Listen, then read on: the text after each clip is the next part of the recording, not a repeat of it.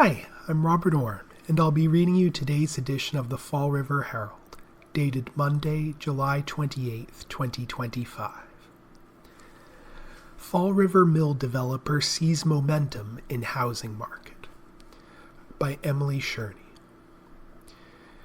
Ed Hamzanuli started Mass Can Capital LLC with his wife, Gia Azar, 2 years ago. With a portfolio expanding in scope and funding, he acknowledged, "There's a lot of potential on the South Coast, despite the complexities of urban development." But he said he was willing to scale his vision and invest in one of the last viable mills ripe for preservation in hopes it'll survive for the next 300 years. His most advanced project in the South Coast is slated to transform the yarn mills at 460 Globe Street into 89 new apartments. The project is in its pre-construction phase, and in the heart of a city where demand for affordable housing has only risen, Hamzanuli and Azar are bullish in their plans to increase Fall River's housing stock. Part of their attraction is the city's burgeoning waterfront, which Hamzanuli and Azar said promises to bring unique capital assets to the region. "You cannot recreate the Bay," Hamzanuli said.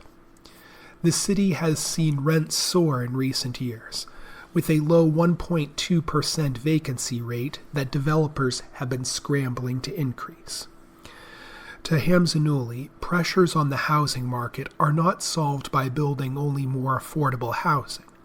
Rather, his outlook involves a new class of apartment and meshes with his insistence that he builds for the middle.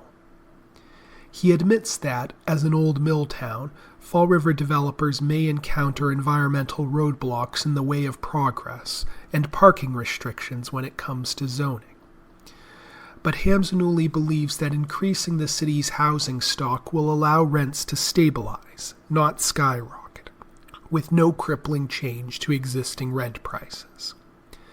Referring to rental units or apartment complex amenities as products, he claimed there is momentum in the South Coast to build market-rate housing, but attributes fears to bad readings of the housing market. Population begets population, the same way a concentration of developers in one locale can activate an economic boom for the city, he said. "You cannot address affordability by building affordable housing," Hamzanuli said. "But if you build more housing of every kind, the market will adjust on its own accord." Hamzanuli said he's affordable agnostic, and that housing termed workforce or low income can be grouped together with housing types that Hamzanuli claims Fall River doesn't need. Rather, Hamzanuli's South Coast strategy is to build, with some urban rise amenities, like a modest community gym and workspaces planned for the Globe Yarn Mill. Hamzanuli's latest redevelopment was given Zoning Board of Appeals approval on March 20th for a special permit to reduce the number of parking spaces required by zoning bylaws, a reduction in width of the parking aisle to 20 feet with side parking, and a parking setback from a property line requirement. The mill, which currently houses a billiards club and flea market, is slated to be transformed into a building for people who are actually working, with 4 studio apartments, 57 one-bedroom units, and 28 two-bedroom units.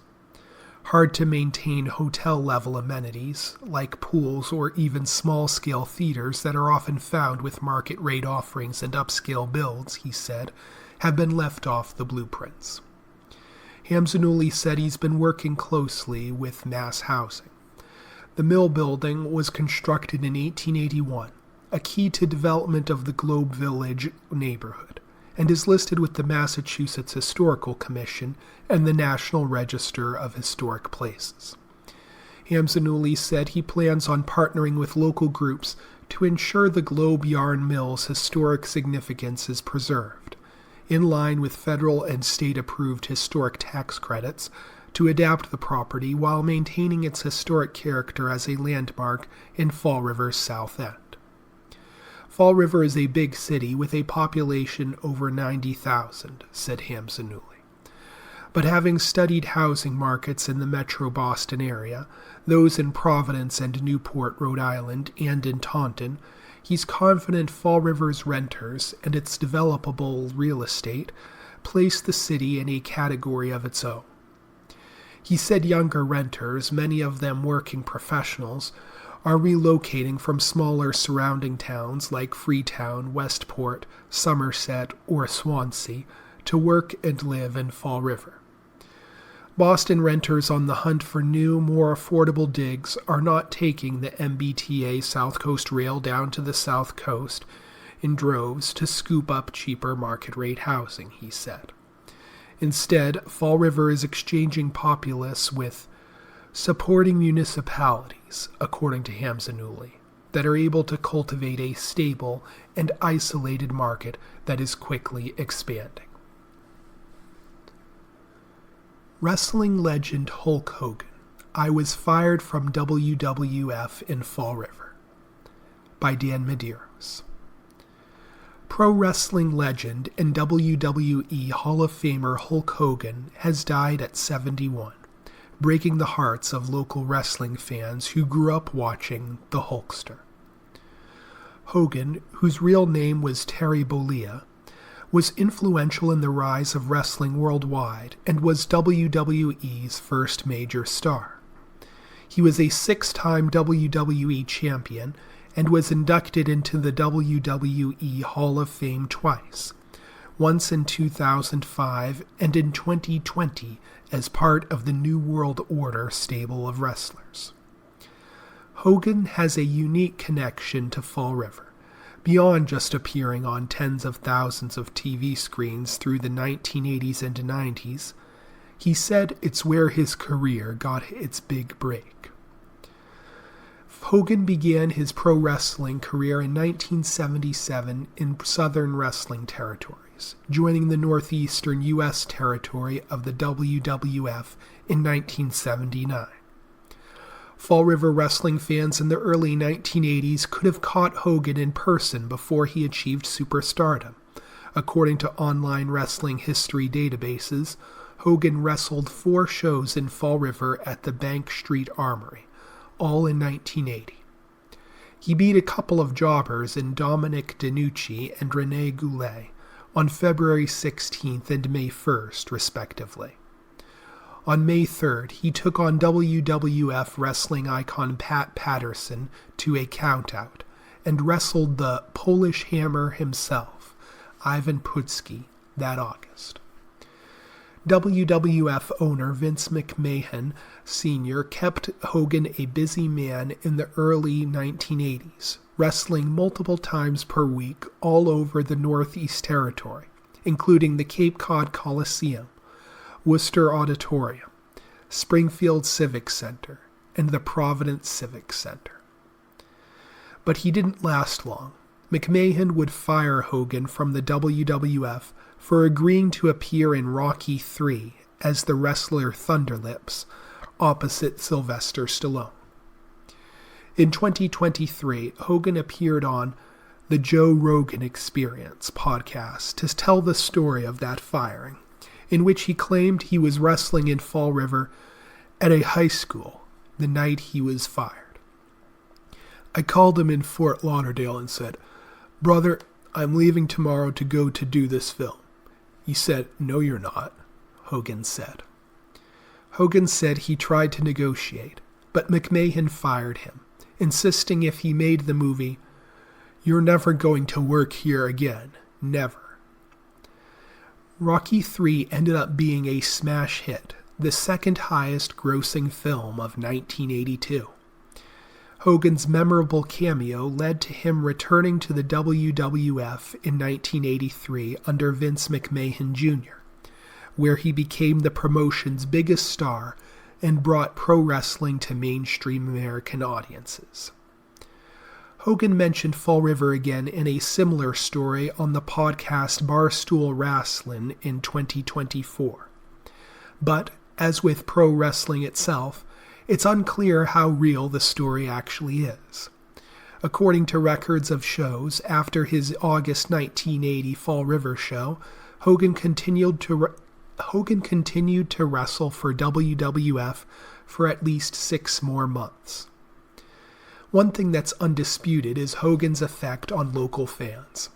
In September 2024, a sold-out crowd met the Hulkster at Yankee Spirits in Swansea, where he was promoting his new Real American beer. He posed for photos and signed autographs for the first 250 customers to buy cases. He made his last appearance for WWE in January at the Netflix debut of Monday Night Raw in Inglewood, California. The cause of death is reportedly cardiac arrest. Gabriel House owner gives update following deadly fire, by Emily Shern. Dennis Etzkorn, owner of Gabriel House Assisted Living Facility on Oliver Street, issued a statement on July 25th in connection with the deadly fire that claimed the lives of 10 and injured dozens of others on July 13th. In response to numerous media requests, Etzkorn shared a statement with the Herald News. In it, he wrote, "The last 2 weeks have been the most difficult I've ever known, not because of whatever I've experienced, but rather because of the knowledge that 10 families who are part of the Gabriel House community have suffered unimaginable pain and the ultimate loss. We are heartbroken for them." Etzkorn said he received requests from media outlets for interviews, but maintained, "This is not a time to talk about myself. My sole concerns and only responsibilities continue to be helping authorities determine all the facts and circumstances of this tragedy, as well as establishing a system to help these families recover their loved ones' possessions." He added that he anticipates the return of personal possessions to family members will be completed by the end of next week. All that matters right now is getting to the bottom of why this happened and helping our residents' loved ones in this darkest of times. Those dual tasks will remain my only priorities to the exclusion of all else. DA. Fall River teen pleads guilty to accidentally shooting woman. A Fall River teenager will spend 18 months in jail after accidentally shooting a young woman in the back during a car ride. Treshan Pugh, 19, of Fall River pleaded guilty in Bristol County Superior Court on July 21st to charges of assault and battery by discharge of a firearm, carrying an illegal firearm, and other gun charges in the case of a shooting that took place last year. According to the Bristol County District Attorney's Office, on June 16, 2024, Pugh was in the back seat of a car with the victim sitting in front of him and the victim's sister driving. The victim, 18, heard a loud shot, smelled smoke, and yelled she'd been hit, the DA's office stated. She said she saw Pugh throw a revolver-style handgun out of the car window. The victim was taken to St. Anne's Hospital for a gunshot wound to the back, then transported to Rhode Island Hospital for further treatment. Both the victim and her sister said the shooting was accidental, since Pugh and the victim had not been arguing. The bullet was dislodged from the victim's back after several weeks and removed by doctors. Though investigators did not find the handgun, the bullet was a .38 caliber round typically fired in a revolver. The DA's office said the victim, although able to walk, will suffer from long-term back issues due to the shooting injury. Pugh did not have a gun license. He will serve 18 months in the House of Correction, followed by 2 years of supervised probation after pleading guilty to charges of assault and battery by discharge of a firearm, assault and battery causing serious bodily injury, unlawful carrying of a firearm, unlicensed possession of a loaded firearm, and wanton destruction of property. This case once again highlights the danger associated with the possession of illegal firearms, said District Attorney Thomas Quinn III. Despite the shooting being accidental, nothing good comes from individuals roaming the city with illegal guns. DOJ Investigating States Voter Rolls by Aaron Mansfield. The Department of Justice is going state by state to scrutinize how officials manage their voter rolls and remove ineligible voters. The effort is so far focused on battleground states and follows President Donald Trump's widely challenged executive order in March that sought to create new requirements to register to vote and backed a range of voting policies long supported by Republicans. In nearly identical letters to state election officials in Minnesota, Nevada, and Pennsylvania, the Department of Justice asked them to describe how they identify people who are felons, dead, non-residents, or non-citizens, and how they remove them from their voter lists. A letter to Arizona officials said the state should be requiring people who have driver's license numbers to register to vote using that number instead of the last 4 digits of their Social Security numbers. The Department of Justice said the office should conduct a review of its voter file. The department also sued Orange County, California, for not providing enough identifying information in response to a records request, and it filed documents in support of lawsuits brought by the right-leaning group Judicial Watch that say Illinois and Oregon have not been removing enough people from their voter rolls. It is critical to remove ineligible voters from the registration rolls so that elections are conducted fairly, accurately, and without fraud, Harmeet K. Dillon, Assistant Attorney General of the Justice Department Civil Rights Division, said in a statement. She said the department would vigorously enforce federal law that requires states to conduct a robust program of list maintenance. Several of the states in question have competitive elections in November 2026, when all seats in the House and 1/3 of the seats in the Senate are on the ballot. Minnesota has a race for an open Senate seat. Arizona and Pennsylvania have multiple competitive House races, and there will be a tight race for a House seat in California that includes part of Orange County. Americans are more likely to get struck by lightning than to commit in-person voter fraud, according to a study from the Brennan Center for Justice, a nonpartisan good government group based at New York University.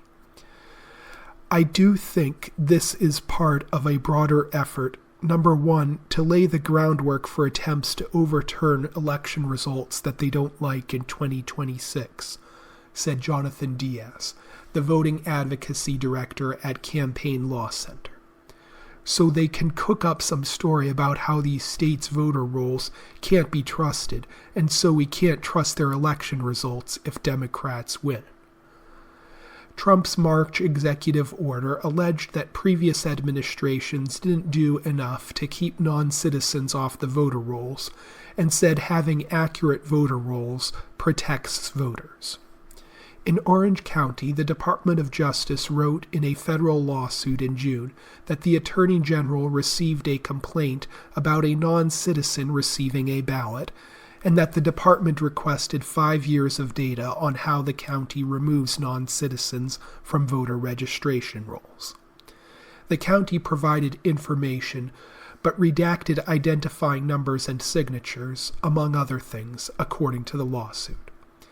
The Department of Justice says that's illegal and wants the federal court to force the county to provide the full information.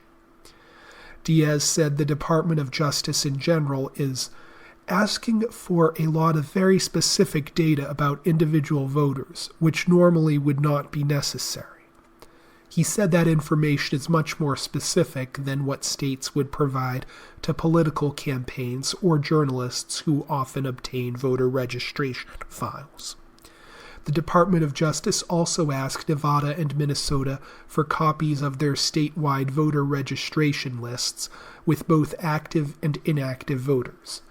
Inactive voters generally have not voted in recent elections and are put on the inactive list to preserve their registration while queuing them for future removal. Diaz said the requests read, like a fishing expedition. He predicted that the Department of Justice may find a human error, such as a non-citizen who checks the wrong box when getting their driver's license and registers to vote, and then make that a referendum on the entire electoral system. They are looking for anything they can find so they can yell about non-citizen voting or dead people voting or whatever their conspiracy theory of the day is. Tom Fitton, the president of Judicial Watch, a right-leaning organization that advocates for government transparency, said many states are not doing enough to maintain clean voter rolls. He said his organization has sued multiple jurisdictions over the years to get about 5 million names removed from voter rolls, including in New York City and Los Angeles. Fitton said a voter registration list is a pool of names from which someone with problematic intent can draw to engage in fraud. And the appearance of dirty voting lists undermines voter confidence and participation. The conservative Heritage Foundation alleges there have been about 1,600 cases of voter fraud over a period of many years. Meanwhile, more than 150 million people voted in the 2024 presidential election. Fitton acknowledged that showing up to vote in another person's name requires a level of chutzpah that might be a step too far to even political fraudsters. He posited that it'd be easier to impersonate a dead voter, but concluded, all that is speculation. The law requires the names to be cleaned up, and it's not being done. In its federal lawsuit in Oregon, which the Department of Justice is backing, Judicial Watch alleges the state has too many people on its voter rolls in comparison to its voting age population, and it wants the federal court to force the state to develop a new removal program. Oregon contends that the organization doesn't have the right to sue and hasn't proven it's been harmed, which are both necessary for the suit to move forward. In Illinois, Judicial Watch says 11 counties removed no voter registrations between November 2020 and November 2022, and 12 other counties removed 15 or fewer during the same time period. The suit does not allege that anyone voted illegally, but it questions whether so few voters could have moved or died. The Illinois State Board of Elections declined to comment on pending litigation. When Illinois voters cast their ballots, they should be confident that their vote is given its due weight, undiluted by ineligible voters, the Department of Justice wrote in its July 21st filing in the case. This confidence is the bedrock of participatory democracy. OK Official says teacher test will be ready soon, by Caden Anderson.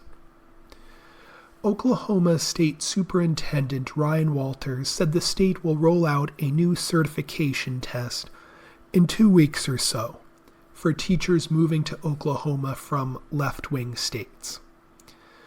Walters gave the timeline for the highly publicized test as he spoke at the Oklahoma State Board of Education meeting on July 24th.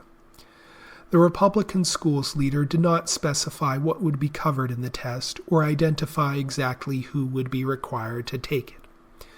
He has said his agency, the Oklahoma State Department of Education, is developing the test with PragerU, a conservative nonprofit. You're not going to come in here and teach that there's 27 genders. There's boys and girls. That's in our science standards, Walters said at the board meeting. You're going to come in and you're not going to undermine American exceptionalism by teaching anti-American, anti-Semitic hate. Walters named California and New York as two states that have adopted requirements for teachers that run antithetical to Oklahoma's standards. California, Walters contended, now requires educators to teach students there is no difference between genders. According to the California Department of Education's website, students must be taught about gender, gender expression, gender identity, and explore the harm of negative gender stereotypes. Schools must also teach about all sexual orientations and what being LGBTQ means.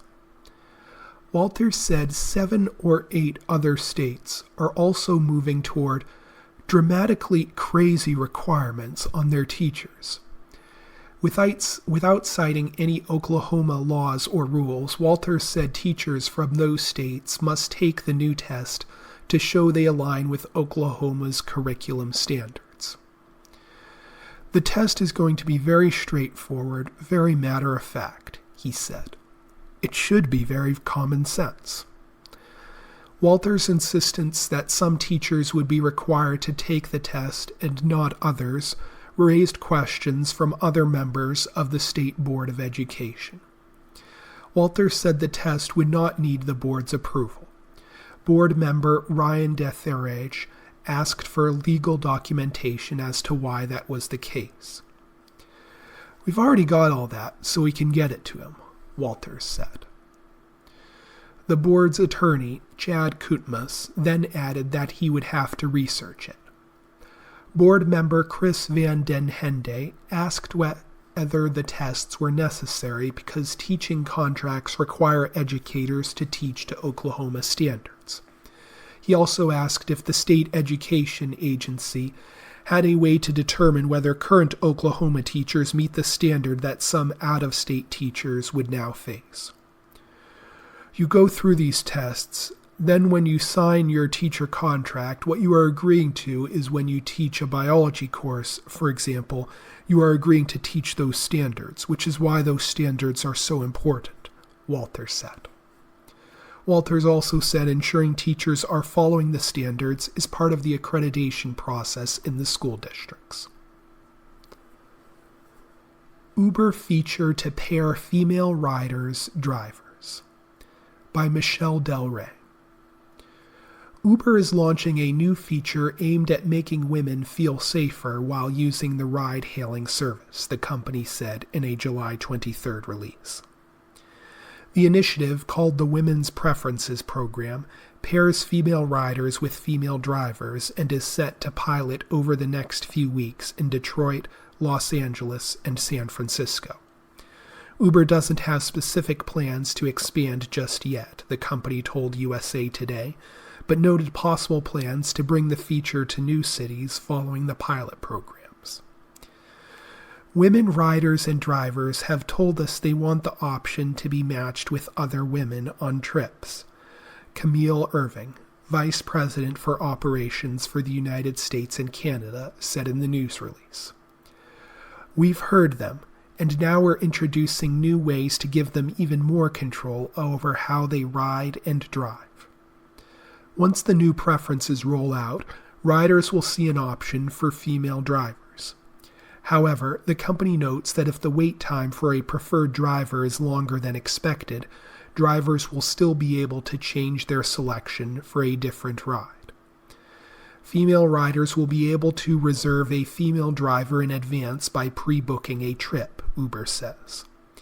They can also adjust their settings to default to women drivers for future rides. The company warns it's not guaranteed women will be paired with each other, but making the change in settings increases the odds of a match. For female Uber drivers, the change presents an opportunity to work solely with female riders, specifically during peak evening hours, Uber said. Drivers will be able to toggle on the women rider preference in their Uber app settings. To receive requests from all riders, drivers can turn the preference off at any time. The company has already implemented similar features in other parts of the world. In 2019, Uber launched women rider preference in Saudi Arabia, a year after the country granted women the right to drive following an approximately 60-year ban. Riders in the country had a positive response, the company said. That same feature is now in use in 40 countries and has led to more than 100 million Uber rides. Making this work reliably, not just symbolically, required thoughtful design. Most drivers are men, so we've worked to ensure this feature was truly usable in different places around the world, Irving said, noting Uber has tested and refined the product in markets including Germany and France. On July 24th, Uber's competitor Lyft announced a different but similar concept that will allow riders to favorite a driver so they can match with them in the future. That feature will begin rolling out in select cities in the coming weeks and will launch in the United States and Canada by the end of August, the company said in a release. Drivers will receive early access to ride requests from returning passengers. The feature was inspired by relationships passengers and riders developed through the app, such as Monica Hannibal, who has taken more than 350 rides to medical appointments with Phoenix-based driver Dinah Garrett. The pair are now friends, the company said. We've reached the halfway point of our program, and regular listeners are aware that at this stage of our broadcast, we move to the obituaries. Zulmira Silva, at the age of 104, passed away at home after a short illness, surrounded by family. She was proud to be born in Fanai da Luz, St. Michael, Azores, and a daughter of the late João F. and Maria Oliveira Silva. She immigrated to Fall River in 1961. Survived by her brother-in-law, Jose Rego, her siblings Diamantina Amaral, Eulalia Rego, Jose, Adriano, and João Silva all predeceased her. Funeral Thursday at 9 a.m. from Silva Faria Funeral Home, 730 Bedford Street, with Mass in St. Michael Church at 10 a.m. Interment St. Patrick's Cemetery. Calling hours Wednesday 5 to 7. To ensure family receive online condolences, submit only to funeral home website www.silvafaria.com. CA vendors struggle after ICE raid, by Victoria Elena Valenzuela. Geraldo Picardo used to set out his electronics and Amazon Overstock products for sale in an indoor space at the Santa Fe Springs swap meet. But after a U.S. Immigration and Customs Enforcement raid on June 14th at the Los Angeles area hub for Spanish-speaking Latino vendors, he said he now sets up outside, with only essential things, so if anything happens, I can get out of here fast. Vendors such as Picardo say fear of ICE has meant a loss of customers and fewer vendors this summer. Some vendors stopped showing up, and the ones who continued selling said their business declined, though it is slowly returning. Picardo recalled that a few years ago he saw a tribute to Mana, a Mexican rock band, perform at the swap meet. He remembered a crowd of people drinking and dancing to the music. 2 such concerts have been canceled since the raid.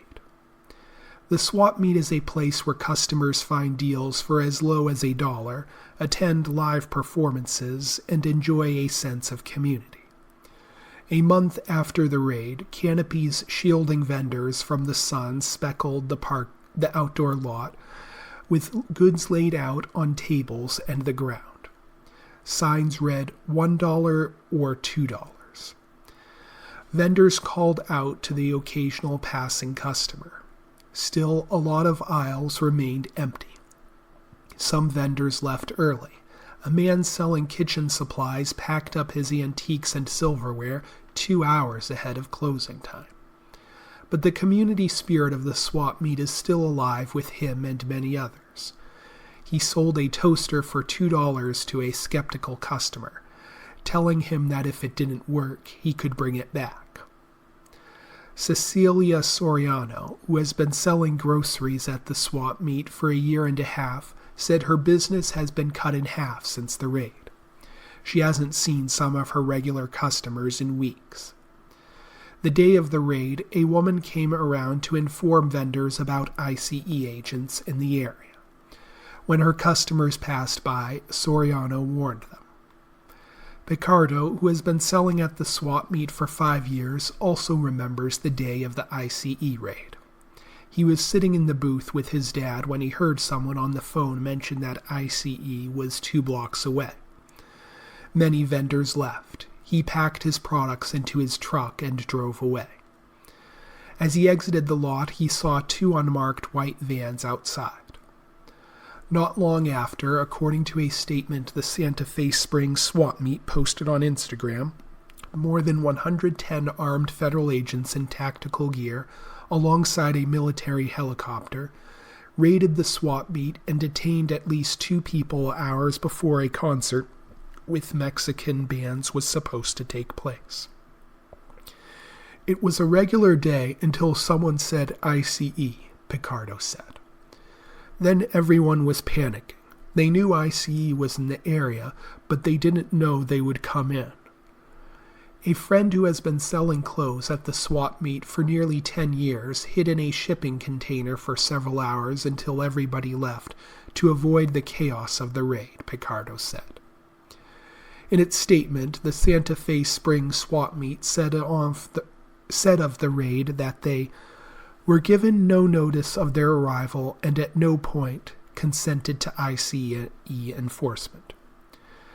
To be clear, the Santa Fe Springs swap meet and its personnel did not coordinate with ICE or participate in any pre-planning of immigration enforcement with federal officials, the statement read. These actions were completely out of our control. Swap meet managers declined to comment on the effects of the raid on vendors and customers. The raid at Santa Fe Springs reverberated elsewhere. At the Vineland swap meet in La Puente, California, vendors also said they've seen a decline in business, even though their swap meet has not been raided.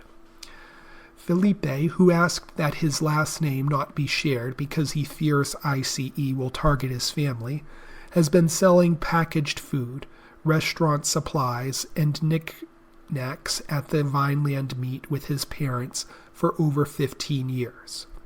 He also said that business had declined in the last month since the ICE raids, but it is slowly increasing.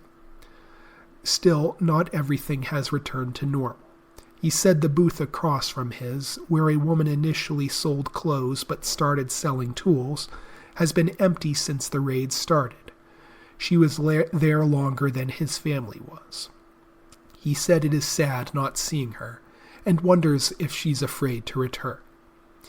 His family also has regular customers, but he said there are many he hasn't seen since the raid started. But for the most part, many still go to be supportive. His family sustains their livelihood with these sales. I think a lot of people are afraid, so they don't. They don't drop by, Felipe said. I think it's recently been picking back up, but it's still slow. Wendy Alma Flores, who has given senior citizens information about Medicare at a Vineland meat booth for a year and a half, said she was initially scared for her clients, and she was even afraid to go to the meet because she didn't want to put anyone at risk. She said many vendors didn't have a choice and returned because they needed the income. But she said she believes more people are showing up because they are learning about their rights, getting more educated, and learning how to protect themselves. As a local, Flores said she has been going to the swap meet since she was a kid, and remembers walking through the lines of vendors with her family. Now she has her own booth with regulars who sit with her just to have a conversation. It's good to see people come back and just see the community united again, Flores said. People actually care about each other. At the Santa Fe Springs meet, almost 5 weeks after the raid, Soriano saw a weekly customer she fondly refers to as Guerra return for the first time. She said the woman usually buys candy, fruit juice punch, and Gatorade. She has been encouraging more people to come back to the swap meets. A lot of these people, they're family to me, Soriano said. The community is starting to rebuild. In a July 17th interview, Picardo said it was the busiest the Santa Fe Springs swap meet had been in weeks. He said the rebuilding of the community speaks to the resilience of Latinos in Los Angeles. That's the Latino community. We do come together in a time of need, and we do support each other when it's necessary, Picardo said. It started picking up already. Trees Can Help Cities Cool Down in Summer, by Phaedra Trethen. It was another brutally hot day in a summer that has seen more than its share of them. Temperatures were in the high 80s, but with the oppressive humidity, heat indices reached into the low 100s. In Hunting Park, a working-class neighborhood in North Philadelphia, it felt even hotter. Heat radiated in waves off concrete sidewalks and asphalt streets. All that pavement, along with a constant flow of cars, densely packed housing, and a lack of greenery means Hunting Park is warmer than leafier pockets of the city. An urban heat island where temperatures can be as much as 7 degrees higher than the rest of the city during the day. Pockets like this exist all over Philadelphia and in cities across the country. One solution, say a growing number of researchers and urban advocates, is trees. If you plant a tree, this will benefit your neighborhood in 5, 10, 50 years, said Lauren Marshall, Director of Landscape Restoration for the Arbor Day Foundation, a nonprofit dedicated to planting trees. Trees don't just make a neighborhood look better, it makes it healthier too. Heat kills more people than any other natural phenomenon in the United States, Marshall said. In 2023, more Americans died from heat-related causes than in any year since 1999, when tracking began. More than 2,300 people died from heat that year, an American Medical Association found, and researchers believe that was likely an undercount. Children, the elderly, and people with pre-existing health conditions are the most vulnerable to high temperatures. Low-income communities are more likely to swelter in heat islands, according to U.S. Environmental Protection Agency research. A study by Climate Central found that 41 million Americans live in census tracts across 44 cities with an urban heat island index of 8 degrees or higher. New York, 9.5 degrees, San Francisco, 8.8, Chicago and Miami, 8.3, and Seattle, 8.2, are among the U.S. cities with the highest urban heat island indices. The effect can differ among cities. Some, including Albuquerque, Indianapolis, Las Vegas, Philadelphia, Sacramento, San Antonio, and Tulsa, have higher temperatures concentrated within an urban core. A 2019 study found that a neighborhood has to be at least 40% covered by trees, counting pavement and buildings, to substantially limit heat. That amount of tree coverage can reduce temperatures by 7 to 9 degrees, according to University of Wisconsin researchers. The Arbor Day Foundation uses data, including geographic information systems mapping, to help determine which areas should be prioritized because they have too little greenery, denser populations, and higher temperatures, according to the Foundation's Geographic Information Systems Director, Derek Frace. The benefits can go beyond a bit of shade and a little green in a gray landscape, Marshall said. What I love about trees is that they are part of the solution to so many problems, she said. Improving air quality, mitigating water runoff. They can even bring in some food like fruit, draw in more wildlife, and we've even heard it brings more people to walk around. Rare gold lobster found in Rhode Island seafood delivery by Bailey Allen. The seafood employees at Rhode Island grocery store were in for a surprise in mid-July when they opened up a lobster shipment from Scituate, Massachusetts. Among a tank of crawling brown crustaceans, the seafood manager at Dave's Fresh Marketplace spotted a hint of gold. Employees fished out an extremely rare gold lobster from the container. He was so pretty, and he was just over a pound, which is undersized for lobster, said supermarket spokesperson Susan Budlong. And luckily for the gold lobster, it was spared from being sold. Dave's Fresh Marketplace called the Biomes Marine Biology Center to ask if it could house the unique creature. They came and picked him up, and now Golden has a nice little life for him, Budlong said with a chuckle. The private marine education facility hosts school-age children and their families for up-close and hands-on learning. The lobster is settled in so wonderfully. It's so comfortable and happy and eating very well, said Mariah Branch, the building manager at Biomes. The gold color is the result of a genetic mutation that occurs in only 1 in 30 million lobsters, Branch said. It is even rarer for the gold lobsters to live into adulthood because they are lighter and more easily spotted by predators, she added. But by some stroke of luck, this is the second gold lobster the facility has scored in the last few months. In late May, Rhode Island seafood restaurant The Nordic donated one to Biomes. It's so special. I can't believe it, Branch said. The first call we were like, that's amazing. The second call we were like, there is no way.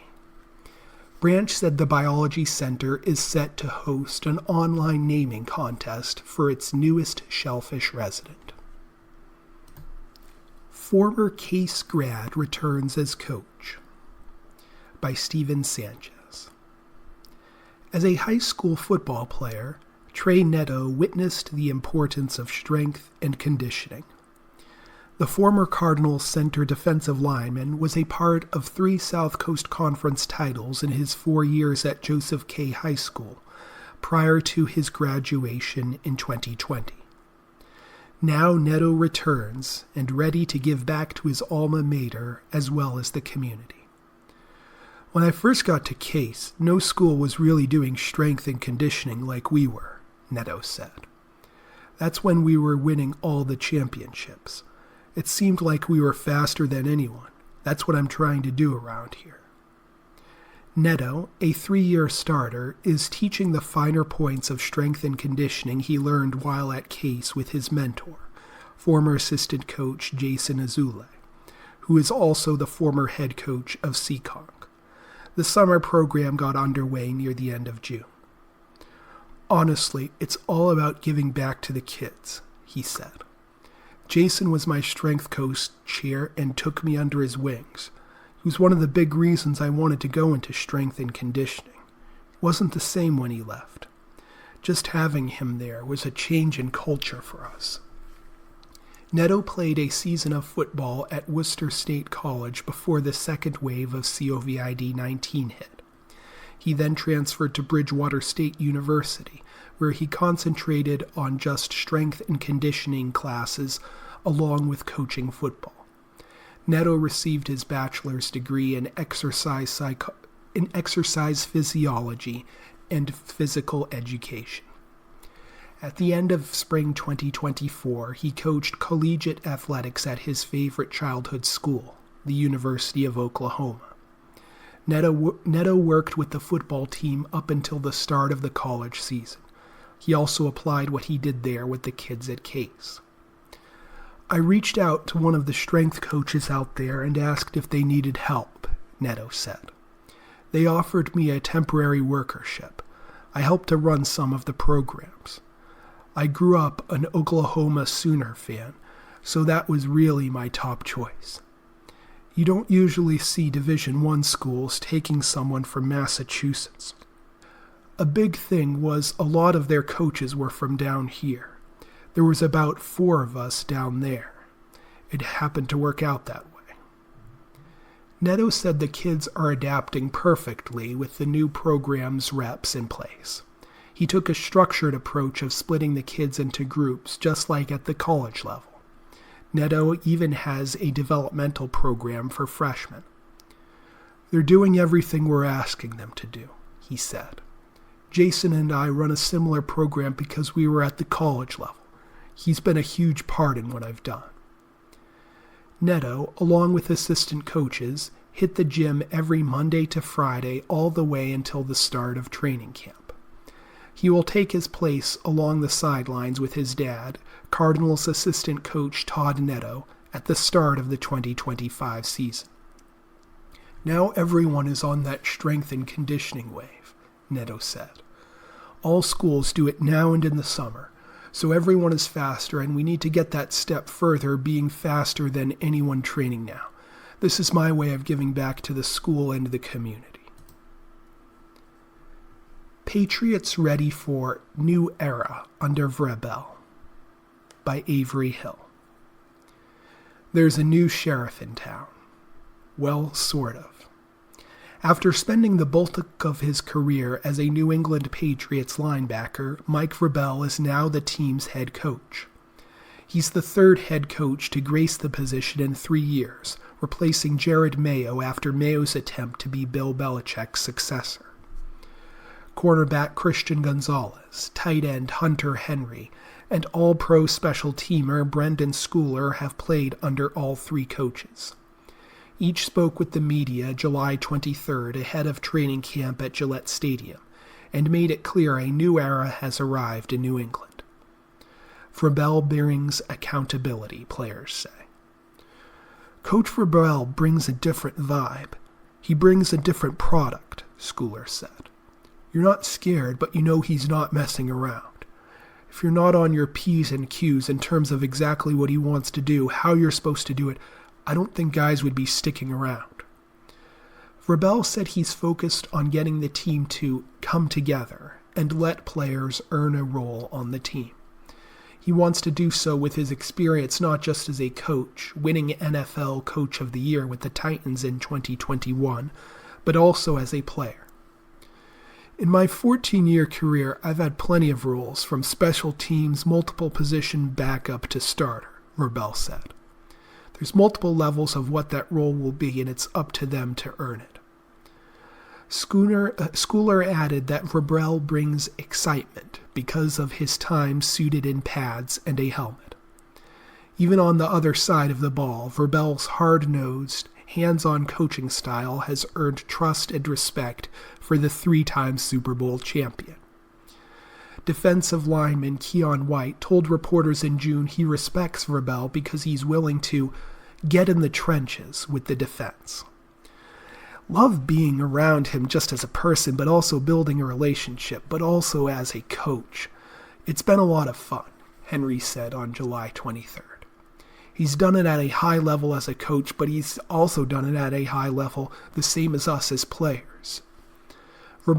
Henry said Vrabel's no-nonsense approach is good for the team, noting an element often criticized in Mayo's lone season as the head man, consistency. Mayo was also a former Patriot, a 2010 All-Pro linebacker who accumulated more than 800 tackles in his career.